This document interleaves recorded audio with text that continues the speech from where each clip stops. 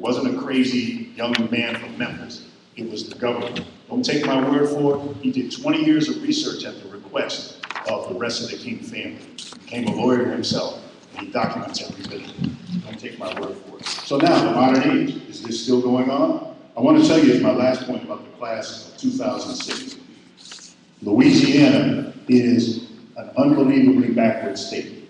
But so are the other 49, but Louisiana just happens to be there right now. Anybody remember Gina? Yeah. All right. Well, Gina was just the tip of the iceberg down there. In 2006, 3 things happened to mayors down there. 3 separate things in small Louisiana towns. All 3 of them were elected, but then things would take a turn for the worse. All were elected at the end of 06.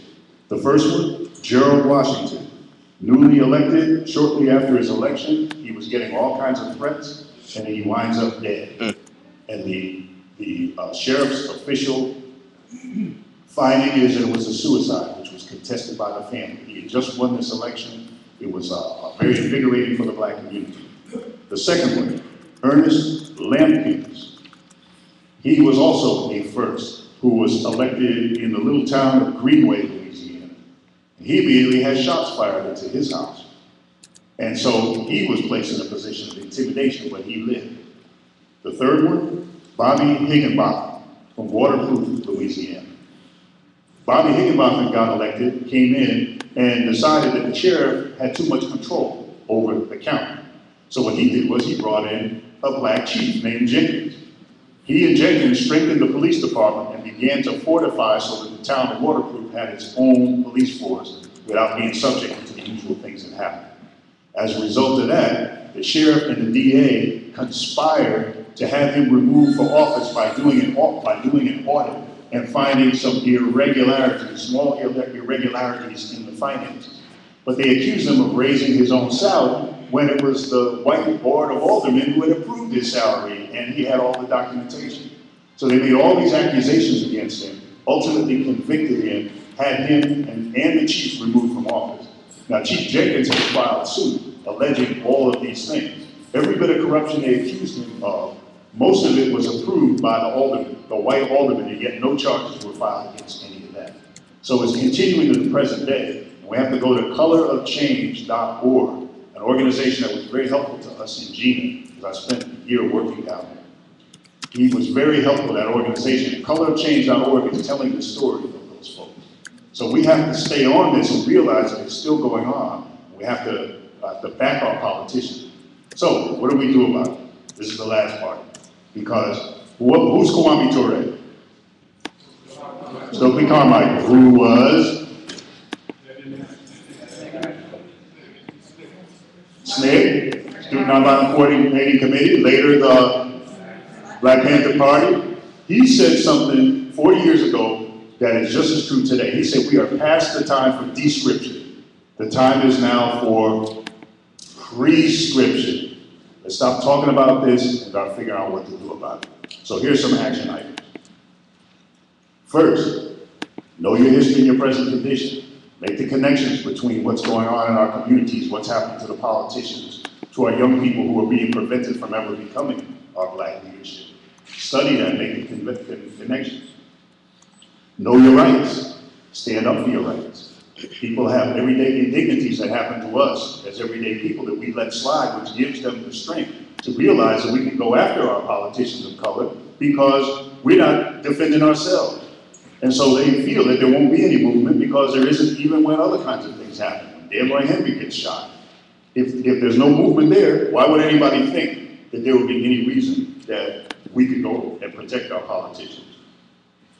Join organizations. How many of you are part of an organization that's dealing with our present condition?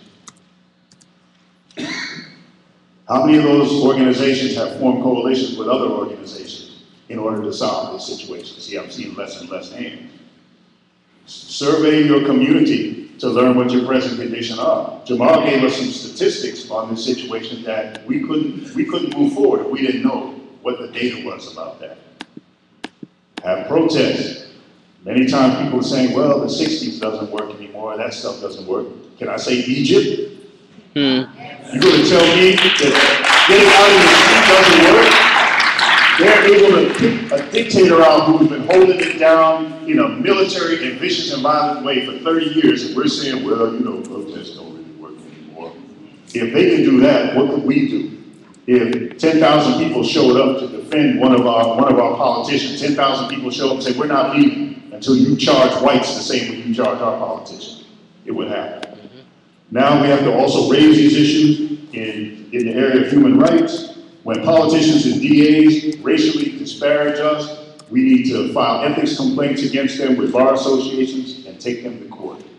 We need to form cop watch and court watch programs to keep track of what it is that people are doing against us and start to document that. We have video cameras. Now, how many people here have a phone with a camera or a video camera? How many? Come on, hold your hands up. You're always taking those pictures in the club, And you walk right by police misconduct. You don't even stop across the street because you don't even take a picture of it. Oscar Grant's case turned around because of that. And the videos in the Dan Roy, DJ Henry case are going to turn that situation around too. So we have to keep our eyes open. We have to work on these kinds of things and make sure that we build a movement that will make sure that these things don't keep happening to us for another cycle. Next generation of now talking about what's the attack on Black leadership, part 3. Thank you. Yes. And how we're going to do this testimony, Professor Johnson. Professor Johnson's going to make an opening statement and give us a little bit, and then after that, we're going to dive right into questions. I'm actually going to say, Kate, do you want to join the stage just in case people have some questions about surveillance after this? Professor Robert Johnson, if you will. Thank you very much. I was very pleased to get the call from Jamal to come and participate tonight for a number of reasons. One, you know, I've been teaching about this issue of race and police and the assaults by the federal government upon Black leadership. And in this book, which is its 3rd edition, I have a section in here on assaults by the federal government against the Black community. So, and also I was very troubled by what had happened to Diane Wilkerson and to Chuck Turner. And so when I got the call, I said, well, wow, now I can begin to talk about not just what's in the book, but I can apply it to a real life situation in my community. 2 extraordinary people who I've worked with over the years. I've worked with Chuck on street violence kinds of issues 20, 25 years ago. With Diane over 25 years.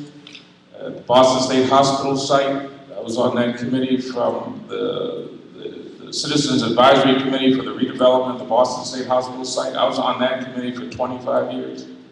And I've seen her come to meetings and stay there until the meeting started at 8 o'clock. Sometimes they would go to 12 midnight and she would be there. And she would be working and she'd be listening. And so when I saw what was happening to her and Chuck, I said, damn, I mean, this stuff I've been writing about is happening right here under, in my own community. So I'm very pleased to come out and to show support to them. And also, Minister Rodney is in the house. And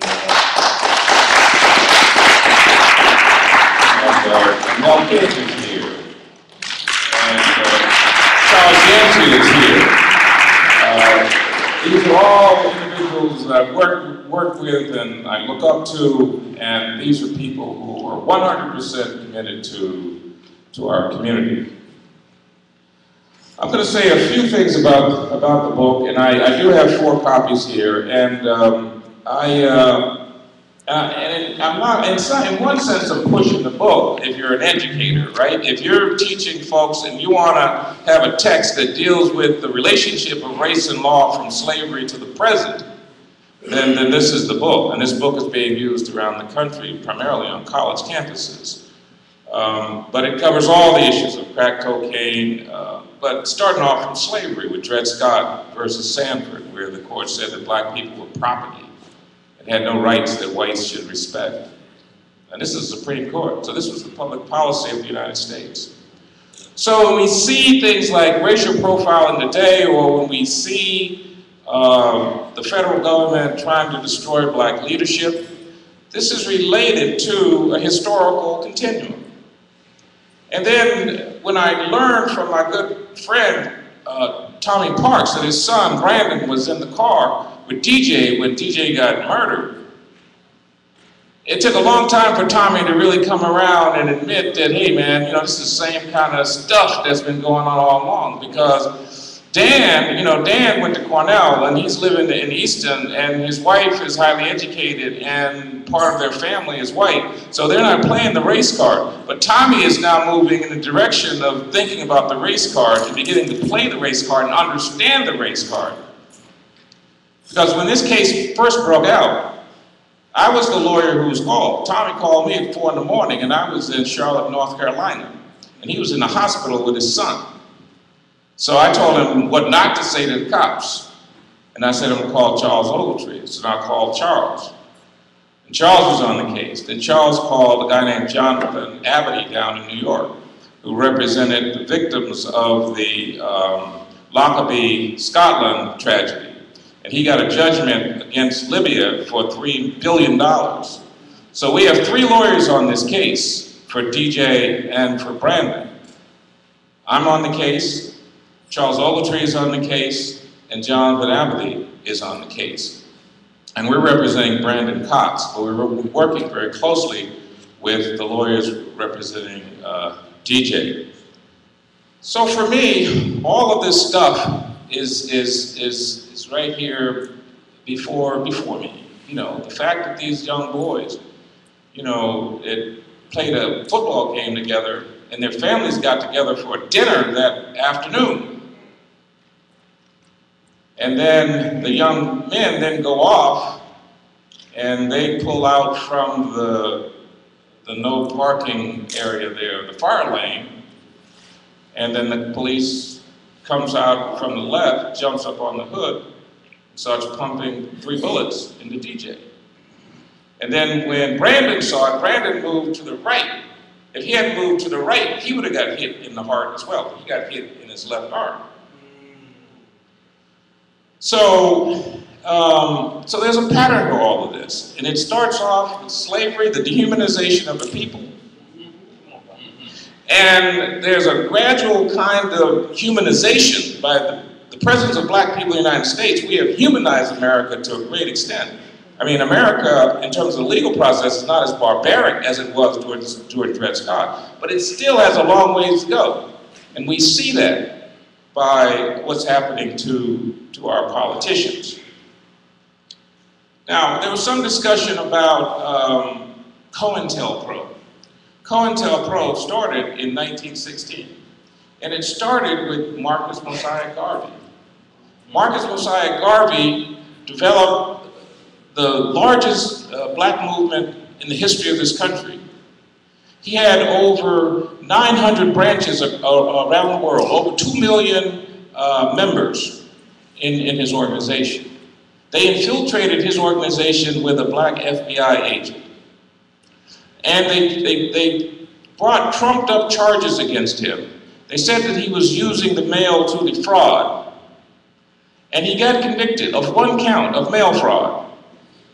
And that 1 count involved an envelope that was addressed to a man named Benny Dancy in New York City.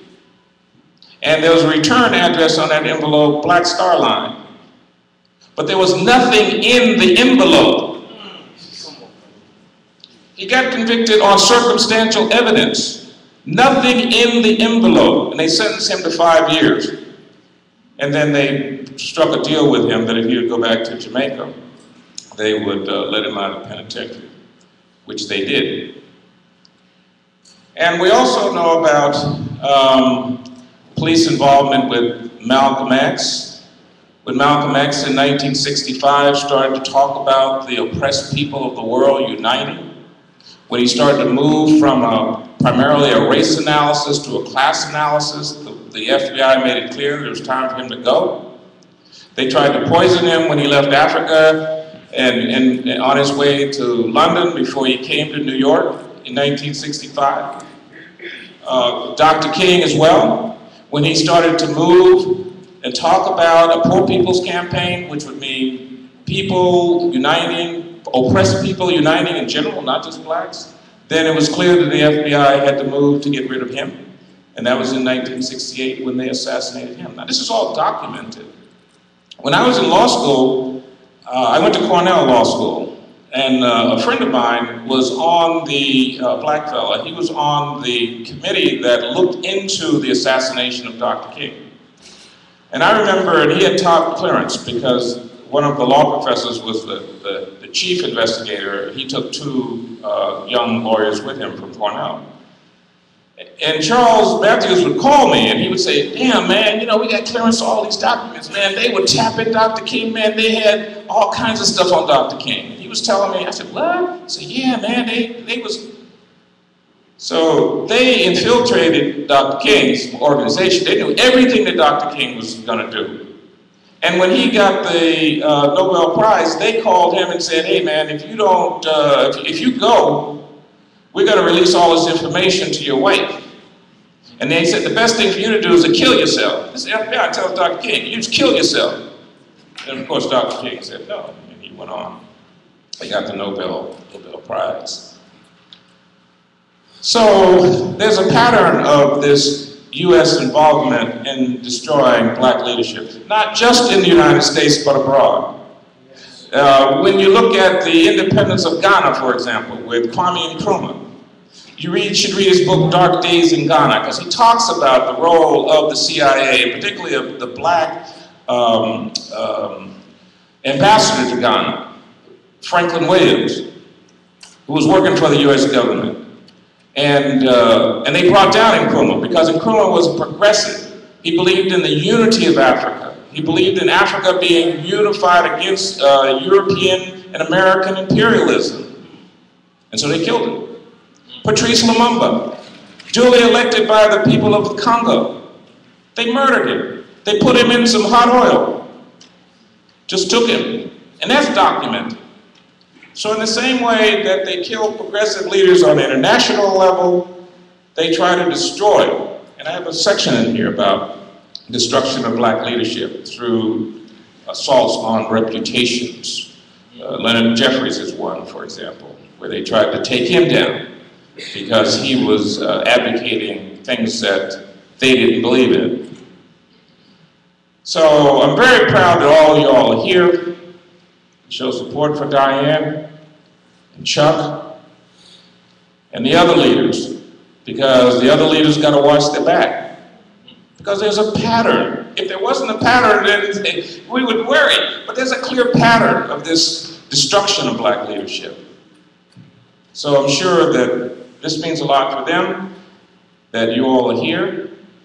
And I would encourage you to stay vigilant and hold on and support your leaders. And thank you. Professor Robert Johnson, UMass Boston Africana Studies Department. Okay, so now, well, we've heard our introductory statements from two of our panelists, and Mr. Ogletree, Professor Ogletree, is on his way. As you can imagine, his schedule is tight, and he's actually been so good as to come here straight from his most recent travel. So we're just waiting on him to arrive. If I could, Kate, if you wouldn't mind coming back up. I wanted to give my information. Yes, Kate Clark, so now as we open up for questions, first of all, and King alluded to it a bit, but wordplay, what's the opposite of attack? So, defend. So if we're talking about if there's an attack on our leadership, then it would behoove us that we have a plan for our own defense, to defend ourselves and defend our leadership, because oftentimes when our leadership, as in this case here, what's happening is the removal of that leadership that was that fearless advocate for you now puts us as a community in a disadvantaged position. So to defend them is also to defend us. We have a symbiotic relationship. We are only doing as well as our leadership, and our leadership is only doing as well as we do. So this is a real thing we need to think about. Now, also too, as I said, former National Minister of Information of the New Black Panther Party, I believe you talking about Dr. Jeffries, and he was getting in trouble when he started hanging around Dr. Khalid Muhammad and doing conferences on the World African Holocaust. And, but you don't have to be a revolutionary to get in trouble. You don't have to be a truth teller to get in trouble, or for the powers that be to not like you. I'll give you a great example right here in Massachusetts. There's a person who is a leader in our state, and he's a very unassuming brother, very what we would call non-confrontational, non-threatening type of brother. How many of y'all know the governor, Deval Patrick? Right? Governor Deval Patrick gets death threats just because he woke up black. You don't gotta talk black. You ain't gotta walk black. You ain't gotta do nothing that could even be associated black. But just the fact that you woke up black is enough to be under threat and to have enemies.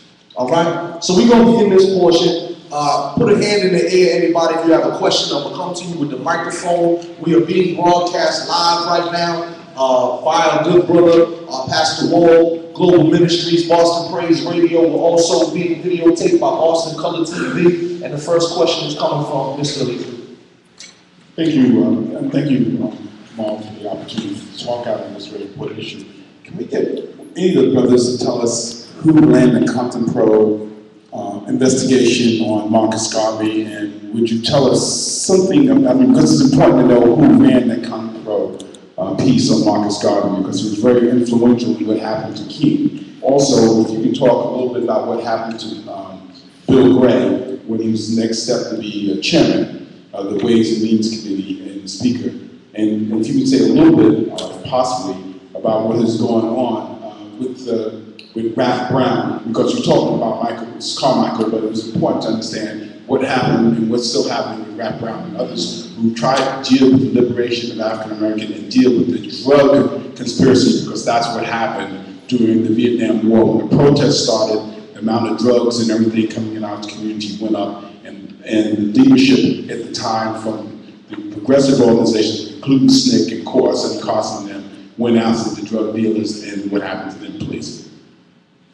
For those that don't know, H.Rap Brown is also Imam Jamil Alameen, who is currently locked up in that same federal penitentiary I told you about with Mutulu Shakur, another very critical political prisoner. And as M1 from the group Dead Prez said, all prisoners are political. So with that, anybody would like to respond to the comments? Well, I think you wanted to know something, what happened to Marcus Garvey was the first thing.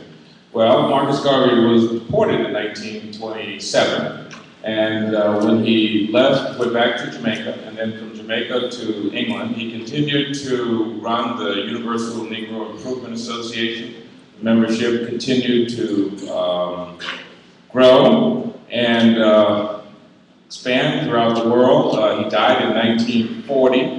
The government of Jamaica made him a national hero, so all children in Jamaica now learn about Marcus Mosiah Garvey. Yes, Lewis. Actually, I told you to mention the fact, the person who ran that an investigation, orchestrated the whole deal, was J. Edgar Hoover. Oh yes, J. Edgar right. Hoover, Yes. ran Compton Pro, and went after every elected politician. We're not talking about the Kings and the Kennedys and things like that, but it should be clear that he continued that process and set up all these programs around the nation. That's right. It's J. Edgar Hoover, yes. He also asked about Jalil Al-Amin. I think that's an important part of this, that time did not allow to get into every aspect of this. But another suppression of our leadership are those activists who are currently jailed from that era. Many of them are being held in solitary confinement because of their right to defend their communities, as Malcolm said, by any means necessary. And so Jalil Al-Amin was originally a test of the First Amendment because he was charged with crossing state lines to incite riots, as if we would lose our ability to speak, to free speech, and as if he was causing the reaction to the conditions in the community that he was coming and identifying And those people, anybody who was taking action based on the oppression and not on some words that he happened to give. But he is now in lockdown along with many others who are named, and they are forgotten people. Some of them have been in jail for 40 years. And so the suppression of that leadership is that people who not only analyze our condition, but also took concrete action to defend our communities are being held in these kinds of conditions of confinement to keep them from being able to share their lessons of that era with us today. And even another layer of that is also that they're being kept in solitary confinement to try to prevent those who are imprisoned from recognizing their condition and taking and organizing actions. But it hasn't been successful because there have now been strikes and uprisings in Georgia and in Ohio, and we're in Lucasville in Ohio. So there are others that are also fermenting at the same time. Okay, thank you. I'm very present to the fact that we use very politically correct language. So you want to ponder on that for a moment. You might want to ponder on that we're using very politically correct language here, and I think that's a trap. You know, we're not naming things what they are, not calling them what they are. Maybe, maybe we ought to call them like mad dogs or something like that. You know, rather than something else. But my question is this. A statement was made that we need to defend our community. Defend our community. I want us to consider the possibility of what do we need to do to go on the offense, not defend. What do we need to do to go on the offense? Defense, your best defense, somebody said, is a powerful offense. So let's talk about offense. How do we go on the offensive here? And I think there's some people here who are already on the offensive. And then we need to talk about what we need to be doing maybe the next half an hour. It might be just picking up a telephone. It might be just going to see your grandmother, telling her to go prepare manure.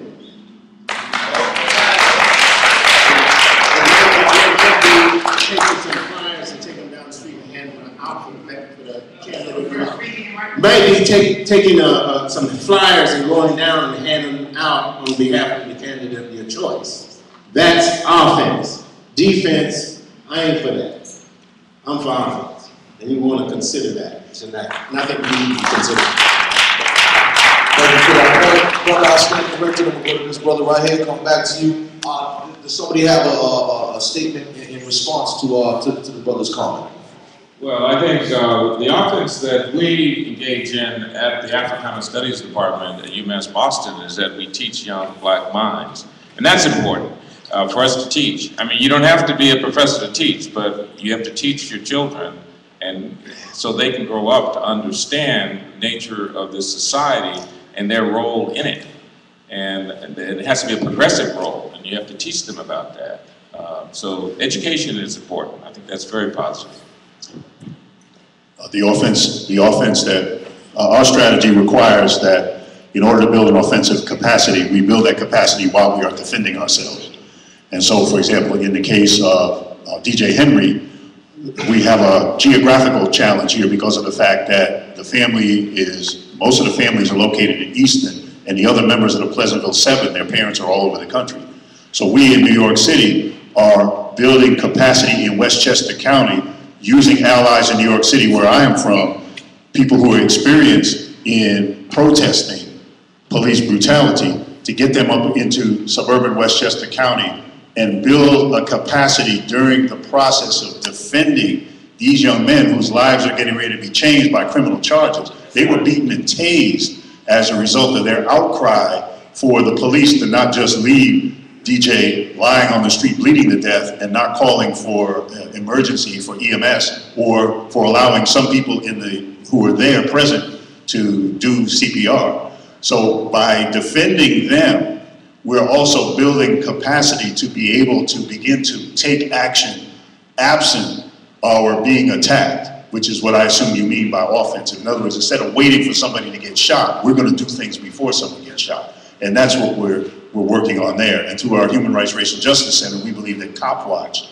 is one example of I'll say an affirmative action, the real affirmative action, to be there before the police take action as the Black Panther Party did as its first tactic. Thank you very much for that. I really, really want to acknowledge all the time and effort you're putting into the work that you're doing. And I still would ask you, as men who study this situation and not understand it completely and all of its details, I'm still asking the question, what would you propose that we as a community begin to do in an office in that? Let's hear from the community. I was going to say that we're going to get to that portion. We do have some action items that are coming up, and we definitely do want people involved. One thing that you mentioned, though, as well, too, about candidate of your choice. I think I made clear my position is that I'm rolling with the brother in the front row, Cornell Mills. I suggest that you do the same, because really talking about what this community is facing, and when you're going into a dark alley, you really want to pick your partner who you're going in there with, you know, careful. And that's somebody that I would want next to me when we going into these dark alleys. You see what I'm saying? All right.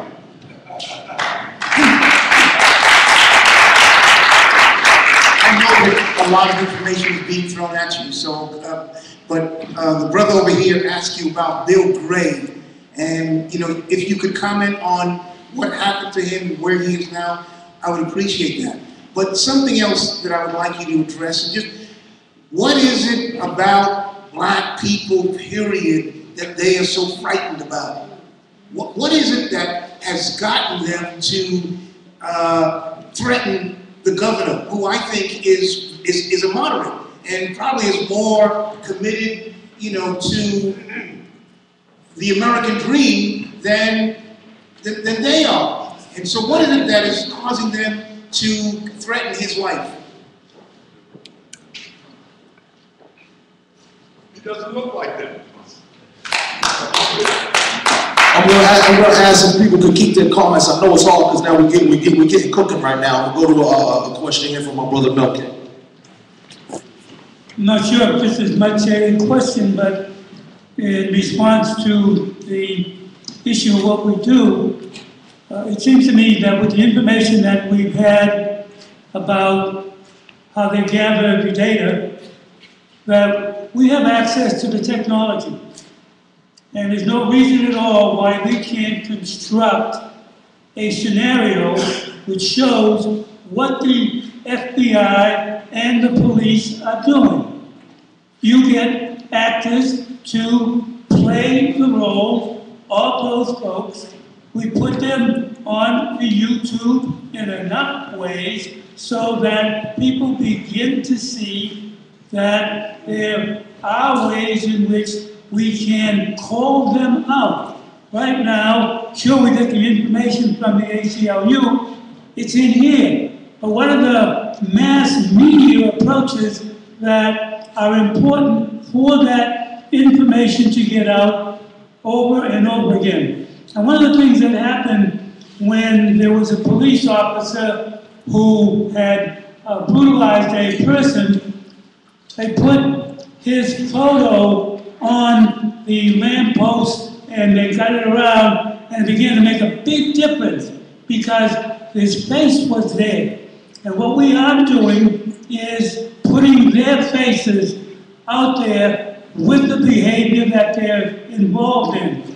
We got to use that technology. Sure, we can speak about Egypt and some of the things that they've done by getting in the street. They use some of the technology, but it has to be combined with, because their statement was, yeah, it's okay to tweet, but the issue is the feet in the street. So we have to make sure that we are clear. I'm going to repeat, the information about the FBI and this place that does the documentation needs to be out there in media format, showing how they are operating. If we don't do those kinds of things, then they have the cover. But we have to take the cover off of them. And we have the technology, and that's what I believe is a way to challenge the approach that they're taking on us. I'll just add quickly that in our Cop Watch program, we have published the license plates of undercover officers that we have seen being abusive by our visuals and by our videotapes.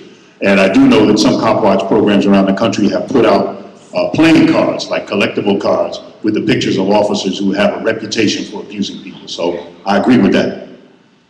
About 30 years ago, Levi Hart was killed by the cops here in Boston, a young 14-year-old boy. And the community came together, and we set up a community watch network. It was run out of the Black Panther office and the Black United Front. That's where Chuck used to run Black United Front. And so maybe today we need to have some of the churches involved in, as well as with Mel's technology system, to create some kind of monitoring process so that the community can call in. Because the thing we set up 25 years ago, if people saw acts of brutality, they would call into the Panther Party. Panther Party would pinpoint on a map where it was occurring, and then they would call individuals who were volunteers, people with cameras, people who were in law school, and they would converge on the scene to take pictures and to get information about what was happening. So I think that the churches have to step up and understand that this is a major problem and work with organizations like Mel in terms of the technology to monitor these things. Wanted to make the point too, we're going right here, we're coming over there, getting up front. Wanted to make the point too that sometimes too, just the fact of putting this information out there, it's good if you can shame people into something, but sometimes what do you do if these people have no shame? So a lot of this information is already known. So I think that now we get back to the point of the action items, because just the information alone is nothing unless there's a push by the community, a massive point like you're talking about in Egypt, to get that dictator out of office. I think everybody here knows, that Menino is not necessarily working in the best interest of our community. But I remember at one forum I suggested, well, let's roll to his house. And everybody was like, yeah. So what I'm saying is we got to have the information, yes, but we also have to be then willing to act on that information, right? So I'm down to go there to the collection centers and whatnot, and ring the bell, can we go in, take a picture or whatnot. I'm down to do that. Who you come with me? All right? So this is the type of stuff, this is where the organization begins here. And working with somebody like Mr. Mel King, and working with the ACLU and whatnot, so that we can basically categorize this data and make it easy for people to publicly see what to us may be evident, but to others may be somewhat of a mystery. Next question. Yes, how you doing? This is actually the cover of Saturday's Boston Herald. So we now live in an era where police are arresting themselves. And I'm part of a microwave generation where things that were told to me that are impossible, I see happening over and over again. For example, the Red Sox winning in 2004, us getting a black president.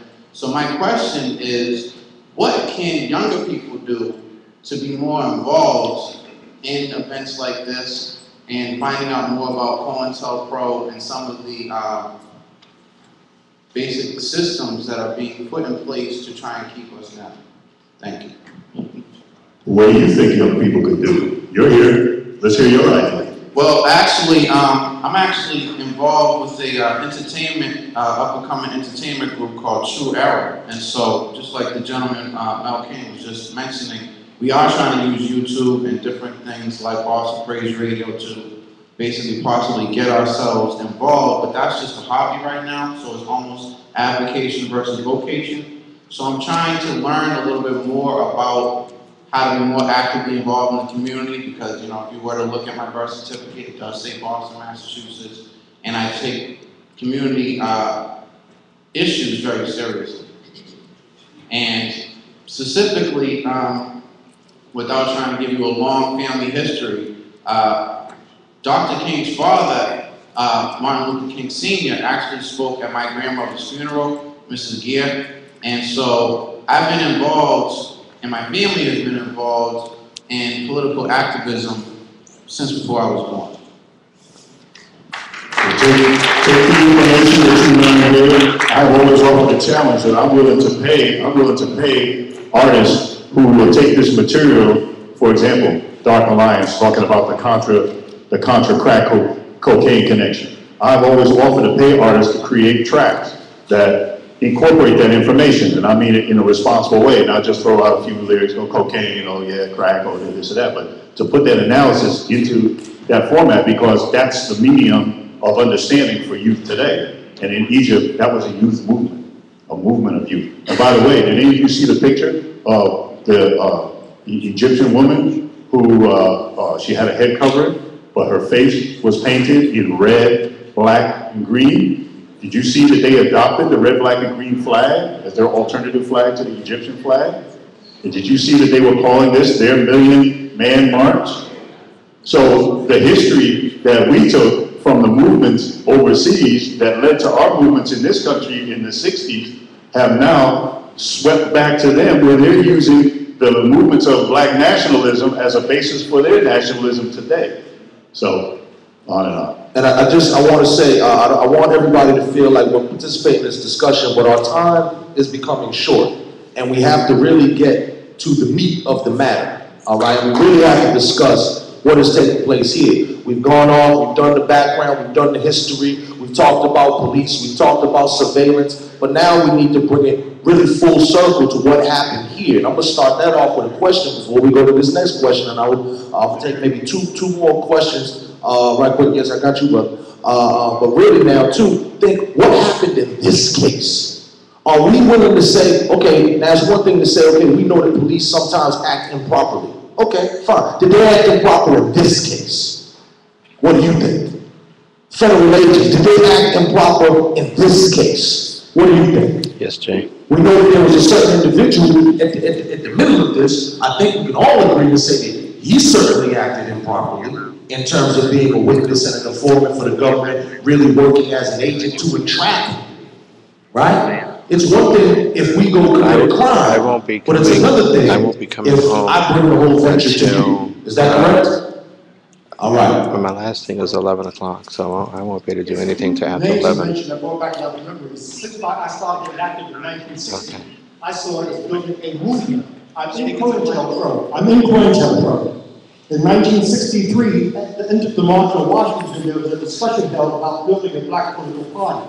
I didn't know anything about it until late 1963, October, November, in Harlem. I became chairman of the Harlem branch of the Freedom Now Party. They put a police spy on me for 8 months. In 1964, I was arrested twice in Harlem. I was not allowed to speak publicly anywhere in the streets. Sent in the New York Times, it's documented. Put my name on the internet, and it'll come up, COINTELPRO, quickly buried. I knew him. We were members of the same organization for years. I was the Socialist Workers' Party candidate for vice president in 1968. And I was on the William Buckley show. To me, he was an idiot. And I treated him that way. And so I ran I'm not a politician, I ran for Congress three times. Mayor of New York City, 1969, etc. And I was active against the war in Vietnam. In fact, I was an assistant to one of Pitt's assistants in early 1967 to build the spring mobilization against the war in Vietnam, organized people in Harlem, and so Carmichael spoke at a kickoff rally that I organized there. So anyway, I'm going too long, but anyway, I had threats against my life. I was on the radio show here in Boston, 6 years, somebody called to threaten me. And so I say building a movement is very important. And the fact that I'm in COINTELPRO, the fact that they harassed me and it's documented, New York Times, put my name on the internet, you'll see it. That means that building a movement is what they're against. When people used to ask me, what could you do if you were elected? I said, not what I can do, what can we do? They don't want that we. I mean, there's this whole system. If everybody in this country were black, and this was the same, there'd still be a country. If everybody was Japanese, there'd be Japanese on top, and the rest of the Japanese on the bottom. I'm against the whole system. If my mother was president, I'd be against it. I don't care who it is. If my son was president, I'd be against it. No individual can stop it. That's a sucker trap. If somebody's trying to punch you with a fist, you don't hold up a finger. We need to build a fist that is politically and economically opposed to this country, and the fist that holds the right track is because of what they were doing to people like me over the decades. I'm 76 years old and still active.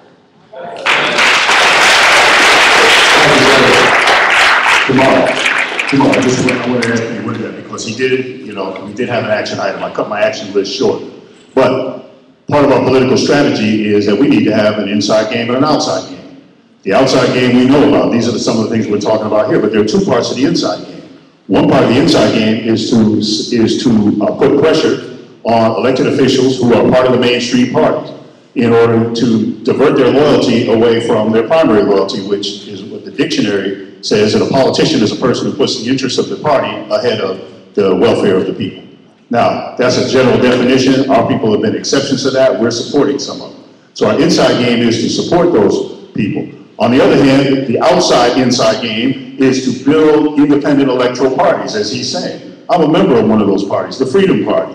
Has that reached Boston yet? Very active in New York. Freedom Party ran candidate Charles Barron for governor and got 25,000 votes. We need 25,000 more, and then we have permanent ballot status.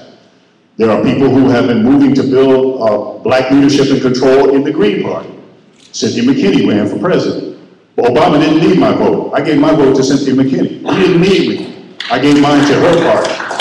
And so we have all of these independent parties that need to spring up and begin to challenge the Democrats and the Republicans for control. This is not a two-party system. It's been monopolized by two parties. And so I agree with the brother that some of us, half the people don't vote. Well, if you don't believe in these parties, don't just sit on your thumbs, register none of the above, and begin to show that they do not have a majority of the people in these elections. Just showing and writing in your own name would begin to put pressure on them to try to figure out who these other voters are. If you don't vote, they just write you off. So.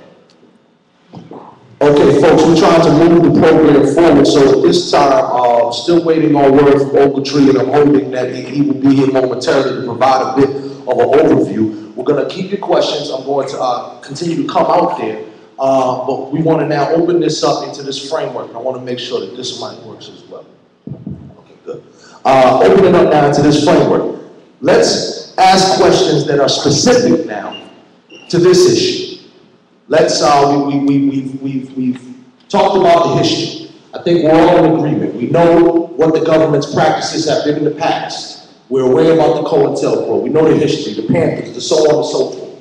And a lot of organizations that are safe now, who were the senators, I mean, look at the NAACP now. With the recent election, there's been this question of, is the NAACP Boston still relevant and whatnot. I know that back in the day of its inception, they were certainly concerned about the NAACP. It was seen as a radical organization. So let's now show our attention and our focus now on this specific case of what happened here in Boston over these past couple of years with the cases that took place. Does anyone have a question specific to that? Yes, sir. All right, let me go with my man Salih. And pardon me, y'all, because I'm going to be bouncing back and forth. This is just proof positive that great minds think alike. Because as I was listening to all the historical retrospective, which is needed, and I certainly don't want to demean that in any way, I came here really salivated at the prospect of learning some more, not from a buckshot method, if I can go holistic, not from a buckshot method to a more sniper method. I want to know specifically some things.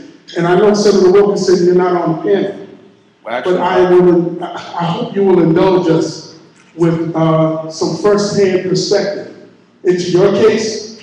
You know we love you, sister. I mean, and so,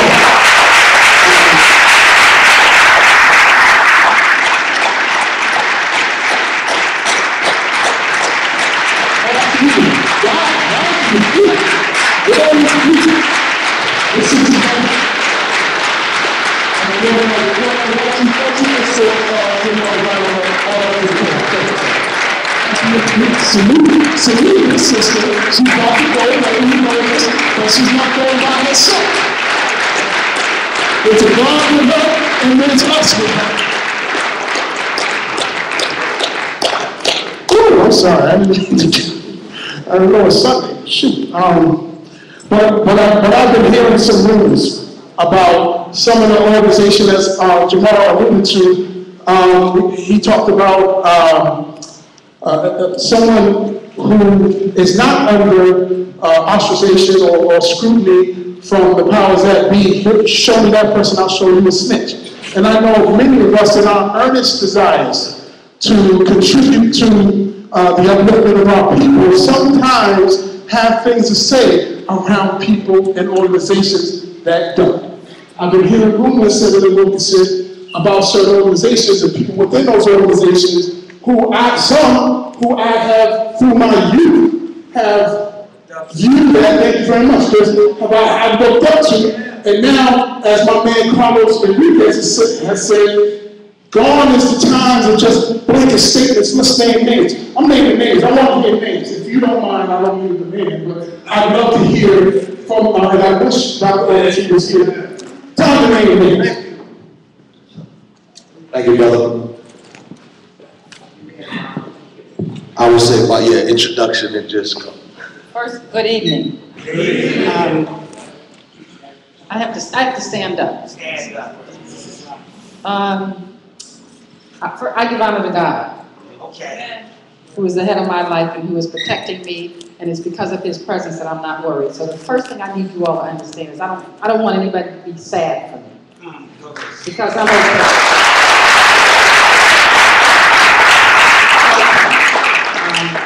I'm on a mission, and I'm going wherever this takes me.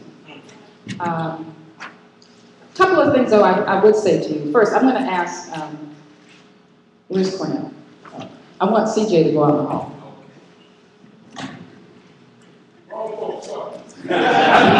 We still practice that at my house. Now, that's my grandson. He actually knows what's happening. He knows where I'm going, but he has not heard some of the details that I want to share with you, so I don't want him in the room for this moment. We had to talk to him, and he's real clear about it. He thinks this is all about the same thing that happened to Martin Luther King. That was the conclusion he drew on his own, and so that he's good. I don't want to take up this whole program because the information, the history is a necessary part of the context. But I have been clear from day one that at some point before March 11th, which is on this Friday, when I walk into the facility at Danbury, that I was going to have an opportunity to say things that had not been said before that time, because I just think it's important from a community's perspective, Brother Sully, and that's part, for me, I'm concerned, because I don't want to walk away and leave the same people that I know were doing the devilment and doing the damage here to continue to do the damage, thinking that they have gotten Chuck and I out of the way, now it's open season. So there's a couple of things that I think is helpful you should know. I'm going to ask, not because I don't want to speak in front of you, I'm just curious. I want to know who's here from the press. You know, Raise your hand. I just want to know. I just want to know. Here's what I will say, I'll tell you is this, like I said, because this is, I heard the brother say that the FBI, I think you said was looking at him for 8 months. We'll try 7 years, because they started with me in 2000. Ironically enough, the last time I think I spoke publicly, I talked about some of the things I suspected, but I had not had a chance, which is now, it's been 2 years. And so for 2 years, I have spent my time reading documents. And people who know me know I read everything. Everything. And when I saw things that didn't make any sense, I said to my attorneys, there's got to be something more. And so we kept going back and kept going back. And so I have a much better sense of a whole story than I certainly did 2 years ago. Unfortunately, I can tell you that some of the things that I said 2 years ago turned out to be absolutely true and worse. And so when I heard this brother say a few minutes ago that maybe we can have the churches participate in the youth to tube and the information, I almost fell off that booth over there because all of the churches ain't in the same place. And I don't want to condemn everybody, but I also think we better be very careful. Because the one thing I can tell you is that there was a host of people in our community that worked with the FBI over the 7 years starting in 2000 to participate in, on a regular basis, providing information, just reporting. I can tell you that that's just fact. I can tell you I read the file, and there are two black ministers in particular who were writing letters to state law enforcement, to the feds for 7 years and have their own file of letters that they wrote to the FBI about me, asking them to do something. Make no mistake, they were trying to do something. They spent 7 years investigating, trying to find somebody, somewhere to tell us that she did, and it was out of sheer frustration in 2007, after the 7 years, that they decided that, you know, they would ask people, I saw her at an event, did she pay? And the person would produce the check that I wrote. You know, something they were asking, they were following my children. The whole thing is so ridiculous, and it's all, every single one of it is from their files, not my files, their files. And I have to say this, because I have not been able to say this enough. Just because Chuck Turner and I had a different strategy on how we dealt with our respective issue didn't mean that we were at a different place or looking for a different goal. We're different people. So when we served in elected office, we did that differently. But we were all, I'm convinced, I know for a fact that we were both working on the same thing. And that was towards the same end, and that was that we would do anything and sacrifice everything for the protection and the advocacy of the community that we represented. And we're allowed so part of this that you need to understand from me, because this is the most incredibly difficult thing for me, because we talk for a living. And I have not been able to do that for 2 years, not just because that, we had a gag order and we couldn't talk, but because there were some things that I learned over the process that scared me so bad that I was afraid for my life.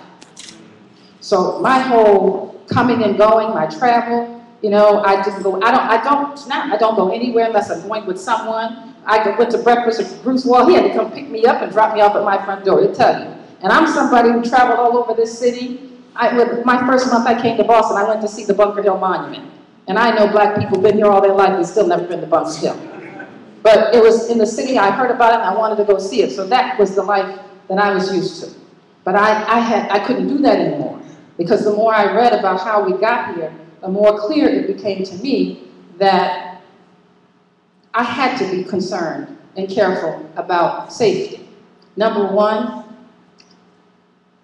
I absolutely abhor the use of drugs and what it's done to our community. I make no mistake about that. I've said it from day one. I fought. I will tell you that there was absolutely no coincidence that the major operation that Chuck and I landed in the middle of was, in my opinion, a major drug operation, probably one of the biggest ones that was ever going on in Roxbury. And we walked into the middle of it in this way that Mr. Ron Wilburn, who was deeply involved in it, and in fact Ron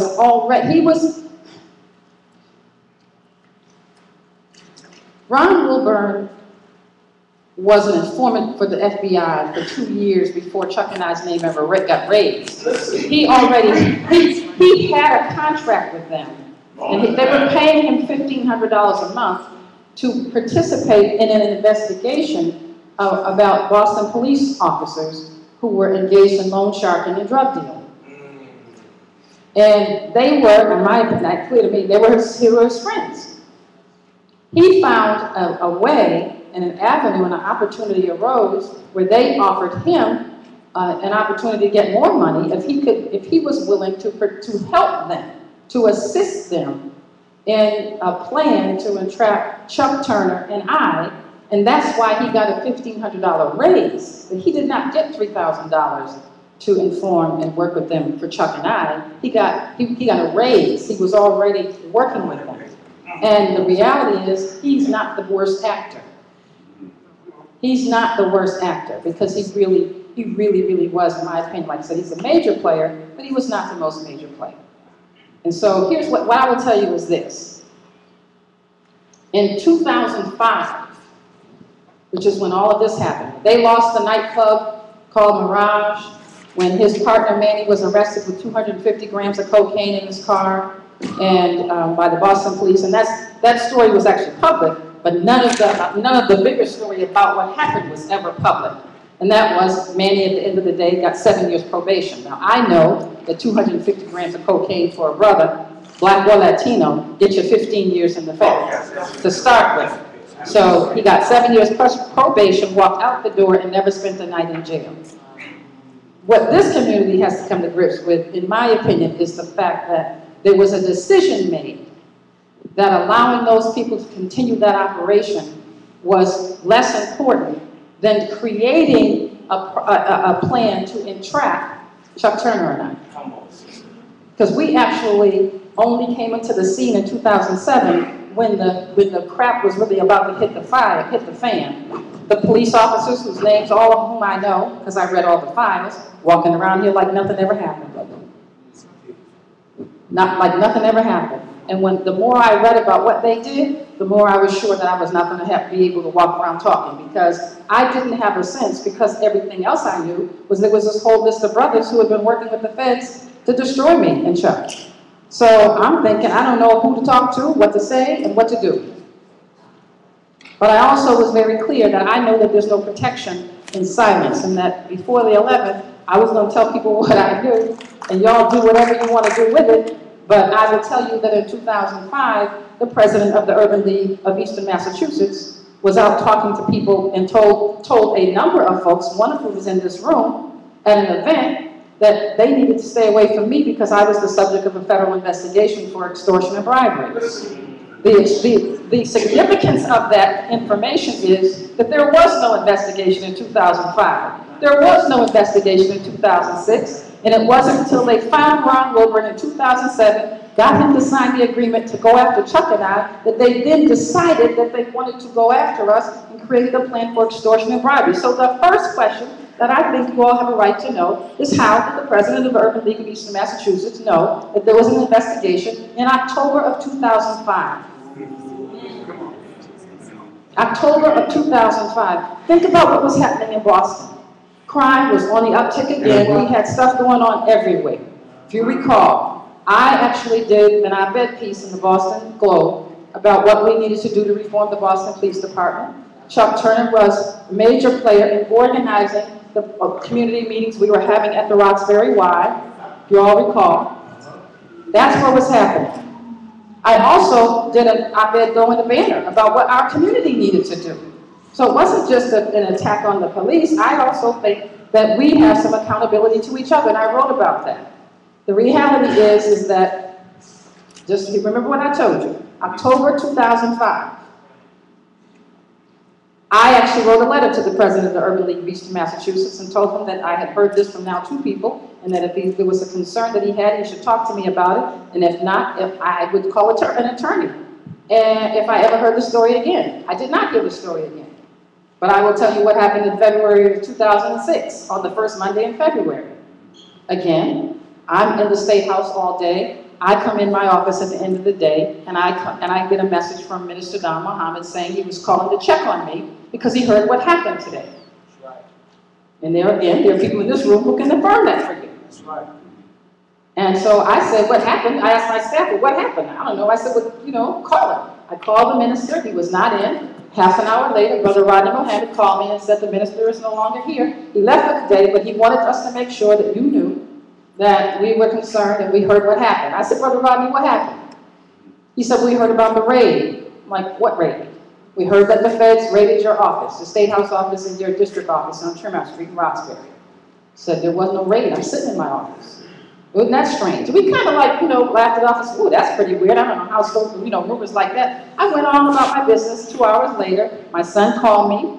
He was out on the Monday night walk. Brother True, he said, I just ran into Brother Trucy, and he told me, right? That's right. He just ran into Brother Trucy and said, Brother Trucy wanted to know if you were okay. I said, Cornell, I'm sorry, I didn't think to call you because it wasn't really real and nothing happened. Tell him I'm fine, I'm okay. No problem. Tuesday morning comes, I have a meeting in Dudley. I go to my meeting, I get to the State House. I have 3 more messages from 3 more black ministers, all the same. Just want to see if you're okay. We heard what happened. Now at this point I'm thinking, okay, I was going to let this go.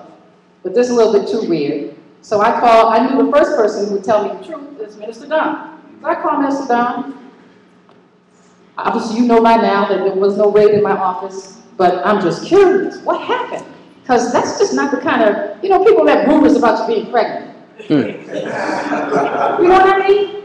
But not a rumor that the feds came in and raided your office and tore your office up and then raided your district office. And so where did that come from? That's just bizarre. He said, I don't have any reason to lie about it. I got the phone call from Harold Sparrow, the BMA. I said, okay. I couldn't make up I can't make up the names because all the people are sitting in this room. Okay? I didn't make it up. So I called my pastor. Bishop Borders, because he's provided me counsel on what to do with the clergy in the past. I said, you know, this is a little weird. He said, you're right. I think it's time for us to have a meeting. And over the course of 2 months, we negotiated, and Reverend Borders said, when you go to the meeting, I'm going with you. And sure enough, in April of 2006, he went to the meeting with me at New Covenant to talk to the then president of the BMA, Gilbert Thompson, and the entire executive committee. I can tell you everybody was there. Bishop Thompson, Reverend Hamilton from Roxbury Presbyterian, I'm going from where they were sitting. Harold Sparrow, Marty McLean, who was then at Union United Methodist Church, Reverend Ray Hammond, Bishop Nellie Yarborough, Reverend Borders, me, Reverend Arlene Hall, Reverend Charlotte Pritchard, Reverend Gerald Bell, and David Wright. So there are too many people to deny the meeting happened. You understand what I'm saying? We had a meeting. We had a meeting for an hour and a half. Long and short of it, I won't go into detail, but said, you know, wait a minute, you obviously know by now that there was no raid. So where did you get that from? That's just not the kind of thing you just make up. I don't want to bring anybody else into this. This is what Harold Sparrow said to me at the meeting. Okay, fine. I don't want to bring anybody else into it. I'm sorry. At which point, Reverend Hamilton from Roxbury Presbyterian went off. Here we go again. How come every time we have a meeting with her, we have to apologize to her? Ray Hammond told me he was upset. He didn't appreciate the comments that I made in the banner. What was that? About the fact that the black clergy and the elected officials haven't had a meeting. I said, we didn't. We don't meet. We all claim to be concerned about a community, but those of us who are leaders, if we're concerned, we should be in the same room. We should be meeting. And so,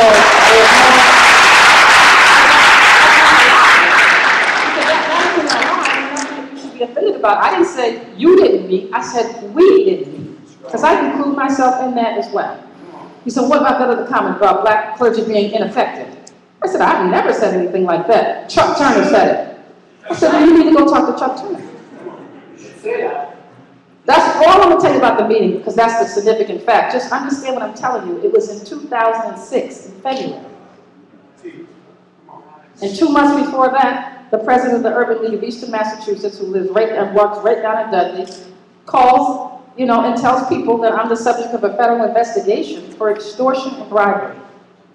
Now, here's what else I will tell you. From the facts of the documents I read, that the feds for 7 years had tried to come up with something and couldn't. And only after they caught Ron Wilburn red-handed at the end of 2006, January 2007, they actually sent him home to do homework to come up with some scenarios, they said, in which you would help us introduce some informants to Diane. Didn't even say Chuck yet. Wait till I tell you how Chuck gets into this. Didn't even say Chuck, but Diane, for the purpose of trying to give her some money. He said to them, I'll do it, 2 conditions. One, you got to make it worth my while. And second, they better be black, because she's not going to do it if they're white. Their notes, not mine. That's what he said. So all this stuff he says, I can't believe they didn't go up there to white people, and I'm offended they only went up. He, in 2.5 years, never discussed a white person with the FBI. In fact, I was at the top of the list. Chuck was second on the list. Representative Fox was on the list. Councilor Yancey was on the list. William A. Allen was on the list. Byron Rushing was on the list. Then there was the Deputy Director of Inspectional Services of Boston, who happens to be a brother. The Deputy Fire Inspector for the Fire Department, which I understand, I think is a black woman. And there are 3 businessmen who I could name, not relevant, 2 Latino, 1 black, because Ron Wilburn was sitting around a table just throwing in names. How about this? You better watch this one. By the way, Diane and Gloria were the 2 that were working on that mosque in Roxbury. You know that mosque they built? This is the kind of conversations they were having. That's how the information came to them. That's how the list was created. They were just throwing the list together and they were going through. In fact, the day that I was arrested, Ron Wilburn had $600 in his pocket because the FBI had given him $600 more to go back to have another meeting with Chuck because he didn't do it right. He hadn't said the words right in the first place. And so when I got arrested, he had to call them and give them back the $600 because I saw the money order in the documents, $600 money order that he made out to the FBI to give them back their money. So how does Chuck get in? Ron Wilber's in this mess because they caught him in the middle of all of this. Like I said, the drug dealing, the loan sharking, they assault and battery. He witnessed. It was a mess, all involving Boston police officers. It was a mess. Ron was the one who was appointed to go and make the payoffs at 1 Schroeder Plaza, otherwise known as police headquarters. And he told them that he usually would just pull up outside. And then, but on the day after, it was so funny you mentioned the Red Sox winning the World Series because this is in the documents. 2004, the Red Sox win the World Series. Ron Wilburn said he got so excited when he went down to make the payoff, he went inside the lobby of police headquarters. And he called the sergeant detective down. It was to get the envelope, and he gave it to him right in the lobby of the Boston Police Department. And he makes a reference that the poor schmuck behind the desk, the officer, didn't even know what I was doing. But he gives the guy an envelope of $10,000. Sergeant detective. Okay, so anyway, so that Ron gets caught. Because Ron realizes, by the way, when his partner Manny got busted with the cocaine, he got wired. So he's telling Ron all these questions, what they asking you, and he tells Ron, well, the feds were in the room too, not just the Boston police. Well, what do they want? Well, they're asking questions about Officer so-and-so and Officer so-and-so. What you tell them? What you tell them? I says, they asked me something about Senator Wilkerson. He says, oh, they want Senator Wilkerson, huh? Little did his partner know, the minute that meeting was over, Ron beelines it right down to the feds, because he's trying to figure out how he can cut a good deal and get himself out of trouble, because he knows if they got the records, which, by the way, apparently his partner wrote down every single financial transaction he ever made in the files, and when they leased the club, he left them in the basement of the Mirage at 888 Tremont Street. So Ron freaks out. He goes down and he starts talking to the feds, and that's where he wants to steer them away from the police and the loan sharks, by the way, who were funding the drug money through the club. And that's how they got to me. So the FBI agent, who's part of this joint Boston police investigation, calls the FBI agent, who is his partner, who realizes, aren't you doing an investigation on that woman named Senator Wilkerson? Because he knows she's been looking at me for 7 years. I got somebody I think you might want to meet. So she comes and meets with Ron Wilburn. Now, oh, he's in heaven. Remember I said it's a joint investigation with the Boston Police Special Investigation Unit because Manny gets arrested. Manny starts talking.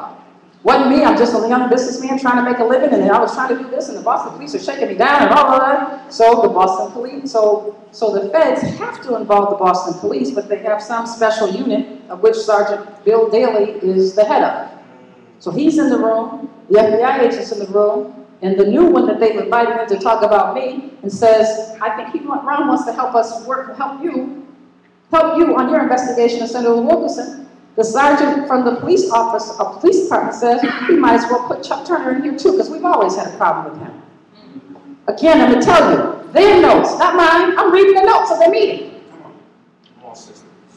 We've always suspected he was up to something too. That's how Chuck and I got to be in this together. Which is why, if you remember, they dropped the conspiracy so quick. Conspiracy, Chuck and I never had a meeting. I'm telling you, I respected Chuck, he respected me, but believe me, we had a different way of doing things. So we never had a phone conversation. You notice that? The entire whole conspiracy? There was never a conversation between Chuck and I, which is why that got dropped so quickly.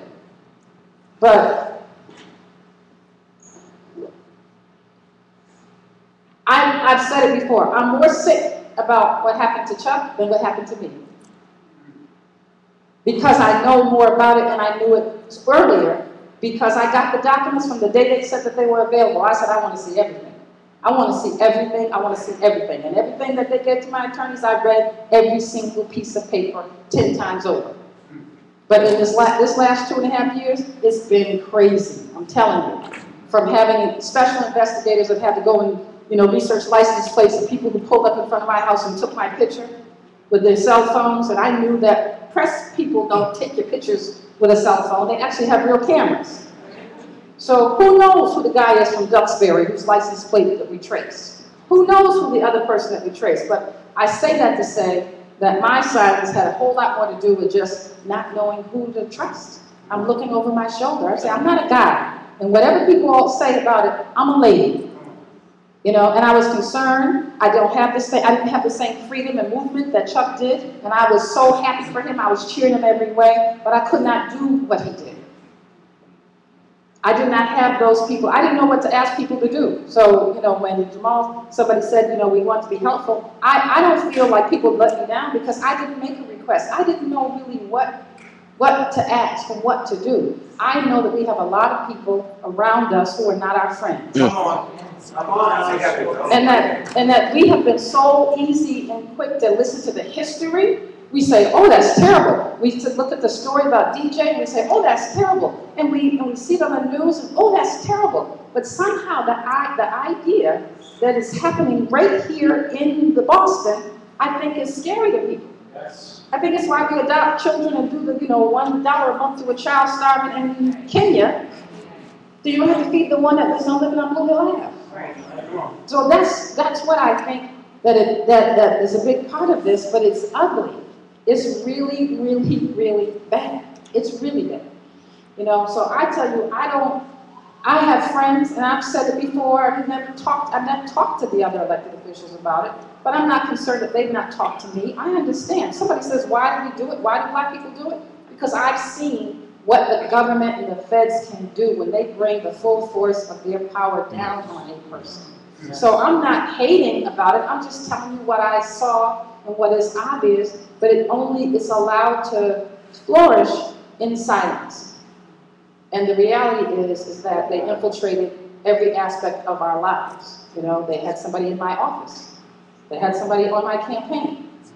And so as I'm reading the notes, they won't tell you the name, but I was able to figure out who it is just because of what people said and the different relationships that I had. So I know all of the people. I know the name of the FBI agent. Because the two FBI agents, I know their names. Not the names that they used when they came and met with me, but I know who they are. I didn't take a whole lot of work to figure it out. And what you don't know is one of them didn't stay here long. One was here for 1.5 years. The other one was only here for 6 months. Come to find out, because I was sending them everywhere. They said they wanted to do business in Roxbury and they had time. I sent them to meet with people. I sent them to a meeting at the Hampton Inn Hotel. And this agent, after the meeting was over, he standing outside waiting for a cab. A guest who had checked into the hotel walks up to him and said, "Do you have a twin in Columbus, Ohio?" He says, "No. I have a neighbor who I think works for the FBI. He could be your twin." He says, "Oh no, it must be a mistake." He said, "This is uncanny. I know they say we all have to, but I'm telling you, he looks exactly like you." And it was him. And I'm listening to the tapes because, you know, they got all the documents and the tapes. I'm listening to the tape when the guy's talking to the FBI because he's wired too. So he, of course, went to the office downtown, Center Plaza, got on a plane, and flew back to wherever his office was. And then called me and said, "I don't think Ron Wilburn is serious. We're not going to deal with him. Mike still wants to, pursue the other business, but I'm not coming. I won't be back because I don't have the time to waste." That's what I was told then. What I knew when I read the documents, he got outed at the Hampton Inn in Roxbury. So, I mean, something like, there's nothing funny about it. In fact, it's very serious. The reality is that after the 7 years, because they could not find anybody, and Lord knows they were threatening people, but there was nothing to people to tell them about me because that just wasn't what it was. People get confused because I take care of myself, I dress neat. The reality is this old Chuck drives a beat-up car. At least Chuck had a car. I don't have a car. I never felt like I wasn't a big deal. I didn't really know. They make fun about the fact that his house porch isn't painted. I don't have a porch to paint. But I never felt like I was without anything because I didn't really need that. That was not what this life was about for me. It was about what we were doing. And all I'm saying to you is that I am the first one to tell you that, all of that is important, but once they put that bait and you take it, then you have to accept responsibility. And that's where I am right now. But that can't mean that you don't have a right to know what happened. It can't mean that, because this is just how crazy it was. It was out of 7, they started in 2000. As near as I can figure, ironically enough, it looked like a Howie Carr article is what set them off. And I know it's bizarre, I'm reading the file, but Howie Carr wrote an article in 2000 that said he was looking at the Bankers and Tradesmen magazine and the real estate transaction, and he saw my name. Oh, I refinanced my condo I owned at the time, and I refinanced it to $100,000. I paid $81,000. I borrowed $19,000 on it, so it was a total of $100,000. Howie Carr wrote one of his articles on that Friday when he does, saying somebody needs to do an investigation because everybody knows there's no property in Roxbury worth $100,000. You know, ain't fun. But 2 weeks after that, I get a letter from the State Ethics Commission saying that they're opening an investigation because they think that I may have used my office to gain some disadvantage advantage in the refinancing. And I'm like, okay. I got an attorney. I said, here's the deal. My mortgage was $625, now it's $830. My interest rate was 6.7, now it's 8.1. So what kind of deal is that? For somebody with bad credit, I mean, it's like, so let's go talk to them. Whatever you want. I gave them every document. They sent me a letter. They closed the investigation. Because, of course, there was nothing that looked like an advantage in it when they actually looked at it. No problem. 3 months later, I get a letter from them saying we're reopening it. Go through this all over again. Have to get an attorney. This time they asked me, did I talk to the bank president? No. Was I supposed to? How'd you find out about the program? Radio Adam WILD. I can give you the name of the person who did the 1-800 Okay, take the number. feed. The one I called. Just go back go to the satellite Some reason I radio remember it. and just bring so up the they go through it internet. all over again, and a take month the later I feed. get a letter again closing it. I always thought that was You're gonna weird. I said go to my to, attorney, why on earth did I have, why did they take 2 the satellite investigations? computer Because the FBI sent them and to bring do up the second Ustream one. and bring it I on the didn't way you find that normally out would. until 2009 when I'm reading the documents. They made them reopen it so that they didn't Right, have so, a chance to interview the president, the All vice right. president of Fleet Bank. I'll They have to do it interviewed later the on. I can't do it from actuary who down processed here. my application. You guys They need to talk interviewed about everybody. it. I'm not sure for what, because they ended up closing it, but that's how deep they can get. That's how devious and ugly it can be. Every piece of legislation I did, was in my file.